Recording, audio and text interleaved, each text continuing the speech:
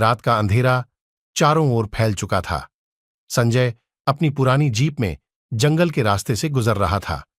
उसे पास के गांव में अपनी बीमार मां को देखने जाना था, लेकिन उस रास्ते पर चलते हुए उसकी जीप अचानक रुक गई। उसने जीप की जांच की, लेकिन कुछ भी समझ नहीं आया। तभी उसे झाड़ियों में से किसी के फुसफुसाने की आवाज आई।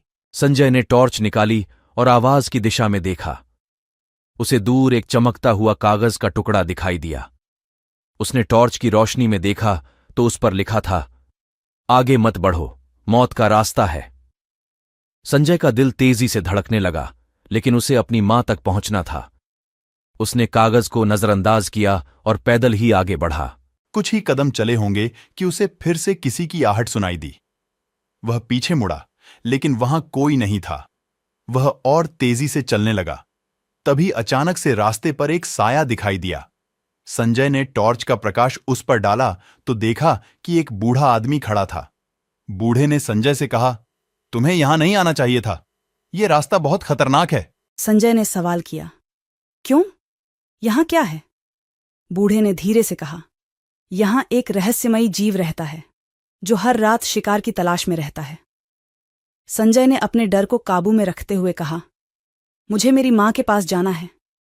बूढ़ा आदमी कुछ और कहता, इससे पहले ही एक तेज हवा का झोंका आया और बूढ़ा आदमी गायब हो गया। संजय ने घबराकर इधर उधर देखा। कुछ ही दूर चलने पर उसे जमीन पर खून के निशान दिखाई दिए। वह और भी चौकन्ना हो गया। तभी उसे पास की झाड़ियों से जोर की चीख सुनाई दी। उसने डरते हुए झाड़ियों की ओर देखा तो वहां एक घायल आदमी पड़ा था। उसने संजय को मदद के लिए पुकारा। संजय ने तुरंत उसकी ओर बढ़कर पूछा, क्या हुआ है तुम्हें? वह आदमी कमजोर आवाज में बोला, वह आ रहा है, भागो। संजय समझ नहीं पाया कि वह किसके बारे में बात कर रहा है।